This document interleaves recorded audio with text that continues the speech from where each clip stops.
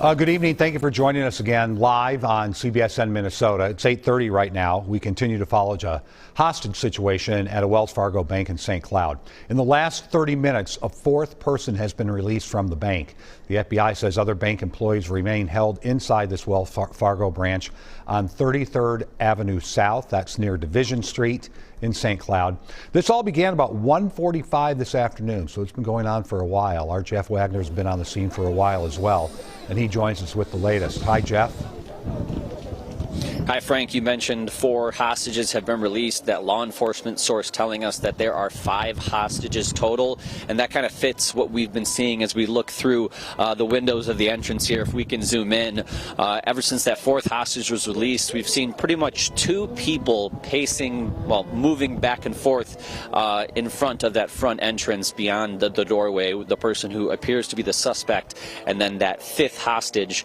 We've had several people here at the scene across the street tell us they maybe even recognize who that 5th hostage may be, an employee. As you mentioned, 4 hostages released. We've seen every single person.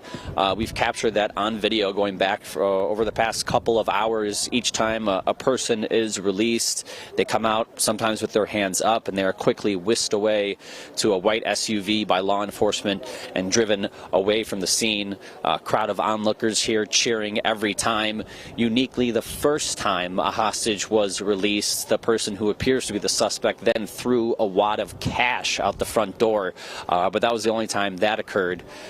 And as you mentioned, this has been going on since just about 1:45 now, those negotiations with St. Cloud Police, the FBI, and neighboring law enforcement all coming out to St. Cloud to help in this situation. Jeff, it was taken when hostage 4 came out, and I saw it happen, and I don't know if you were actually there to see it, but this woman came out.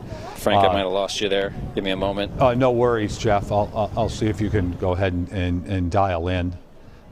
Again, this is a live shot of what's going on at the bank branch in St. Cloud, the Wells Fargo branch, where Jeff is telling us that it appears that all that is left inside the bank is the hostage. I got you, Frank. I got you. Hostage taken one. So, Jeff, I was taken with hostage number 4 because, you know, you imagine the trauma of, I mean, most people haven't been going to a bank because of the pandemic.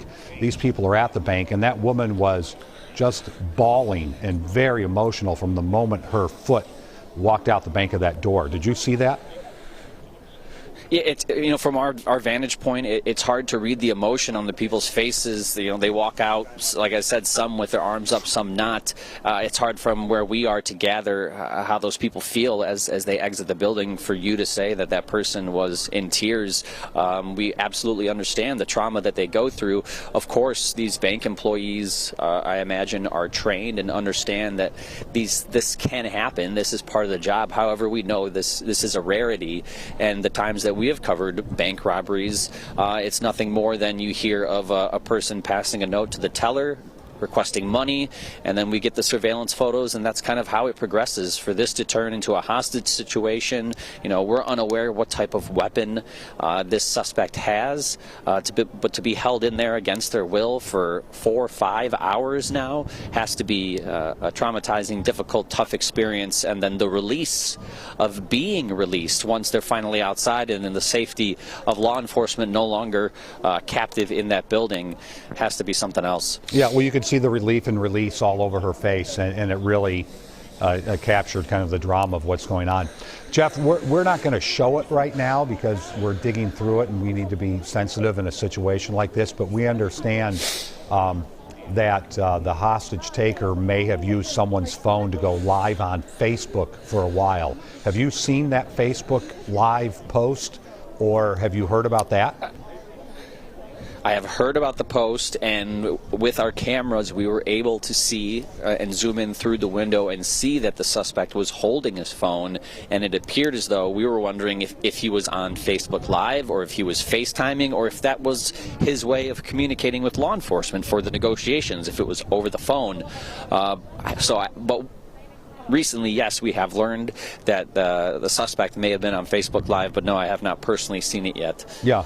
Either have I, and you know, obviously we need to use some care before we, you know, put that on our digital channel or over our airwaves as well. But wondering if you had heard that as well. I guess if there's any kind of silver lining to this is 4 people are safe and only 1 kind of remains in danger along with the hostage taker. Is that correct? That's correct. And the thing we heard from the beginning from Wells Fargo, a spokesperson, was that no one was injured. And as we've seen the people exit the building, they don't appear to be walking out injured either. They're able to walk on their own 2 feet. They have their hands in the air. And other than being extremely emotional, as you saw from our cameras, everyone appears to be physically safe. And I know that strip mall area is big there. There's a Bloomington coat factory and there's a Costco. This looks like it's turned into like a Thursday night gathering in St. Cloud.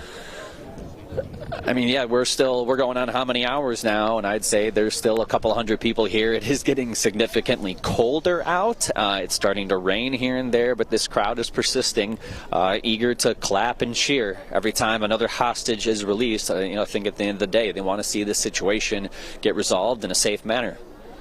Jeff, what else am I not asking, or are we not thinking about? Anything else that you can share with us?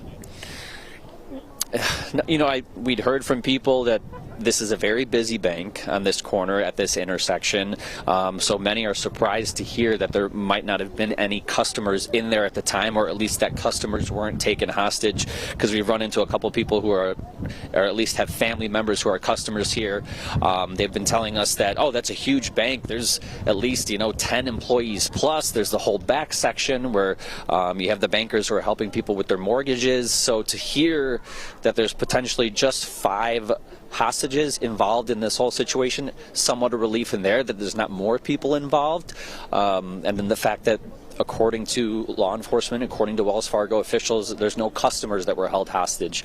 So it must have just been the right time for the people who either just left or were on their way in and did not get involved in this situation. Yeah, that is good. And I don't know what Wells Fargo's rules are, if they vary branch by branch, but my bank, I couldn't go to my bank up until about 4 days ago without calling ahead and asking them if I could come by.